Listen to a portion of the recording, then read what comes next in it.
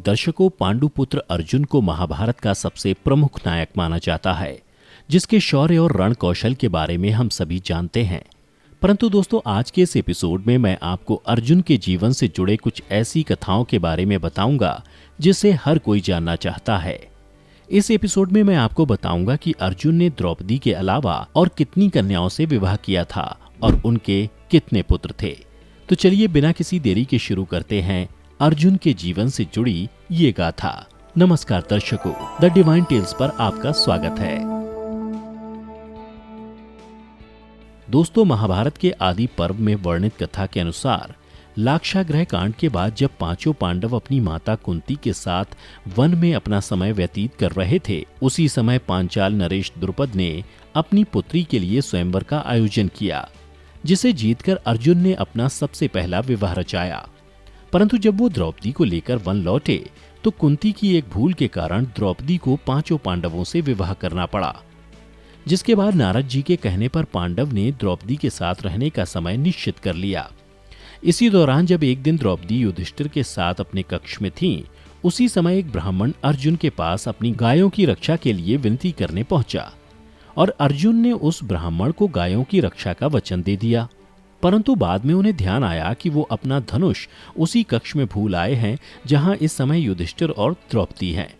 अब क्या किया जाए, क्योंकि नारद जी ने पांचों पांडवों के लिए ये नियम बनाया था कि द्रौपदी के समय में एक ही पांडव रह सकते हैं और अगर इस बीच कोई दूसरा भाई उस कक्ष में आ जाता है तो उसे 12 वर्ष के लिए वनवास जाना होगा। परंतु अर्जुन ने बिना किसी देरी के अपने वचन को पूरा करने के लिए उस कक्ष में अपना धनुष लाने चले गए और फिर नियमानुसार उन्होंने 12 वर्ष तक वनवास जाने का निर्णय लिया। उसके बाद उन्होंने उस ब्राह्मण की गौओं को मुक्त कराया और फिर वन को चले गए और उसके बाद वे अलग अलग तीर्थ स्थलों में जाकर रहने लगे। इसी दौरान उन्होंने 3 और विवाह किए, जिसका वर्णन महाभारत के आदि पर्व के उप पर्व अर्जुन वनवास पर्व में मिलता है। वनवास के दौरान एक समय वे जब वन में भ्रमण कर रहे थे, उसी समय एक कन्या अर्जुन को देखकर उन पर मोहित हो गई, जिसका नाम उलूपी था। वास्तव में वह नागराज कौरव्य की पुत्री थी और अपने राज्य पाताल लोक में रहती थी।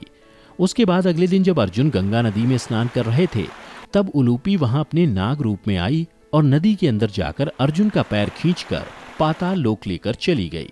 वहां पहुंचकर उसने अर्जुन के सामने विवाह का प्रस्ताव रखा और कहा यदि वे उससे विवाह नहीं करेंगे तो वह अपनी जान दे देगी। तब अर्जुन ने उलूपी से विवाह करने का प्रस्ताव स्वीकार कर लिया और उनका विवाह हो गया। कुछ सालों बाद अर्जुन और उलूपी को इरावन नामक पुत्र की प्राप्ति भी हुई। अर्जुन ने उलूपी से कहा कि मैं आपको अपने राज्य नहीं ले जा सकता, क्योंकि द्रौपदी का कहना है कि मेरे अलावा जिससे भी आप सभी विवाह करेंगे वे उसके साथ नहीं रहेंगी। उलूपी ने अर्जुन की बात मान ली और उसने अर्जुन को वरदान दिया कि पानी का कोई भी प्राणी उसे नहीं मार सकता। उसके बाद अर्जुन वहां से प्रस्थान कर गए। फिर कुछ दिन वन में घूमते हुए अर्जुन मणिपुर पहुंचे, जहां उन्होंने तीसरा विवाह किया। मणिपुर में अर्जुन की मुलाकात चित्रांगदा से हुई। चित्रांगदा मणिपुर के राजा चित्रवाहन की पुत्री थी। उन्होंने जब अर्जुन को देखा तो उनसे विवाह करने की इच्छा जताई। उधर अर्जुन भी चित्रांगदा की सुंदरता पर मोहित हो गए थे, इसलिए उन्होंने उससे विवाह करना स्वीकार कर लिया।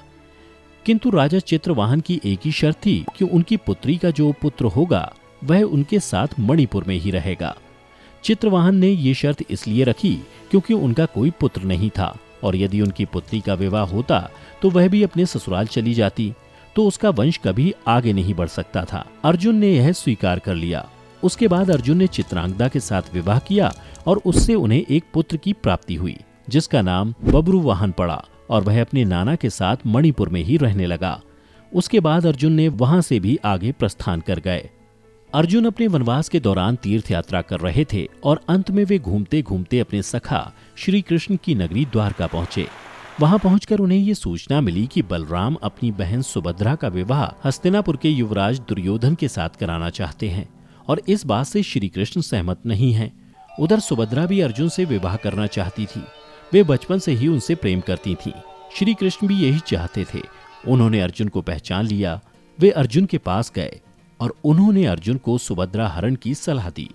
उसके बाद एक दिन सुभद्रा द्वारका के एक किले में अपने रथ पर सवार होकर जा रही थीं।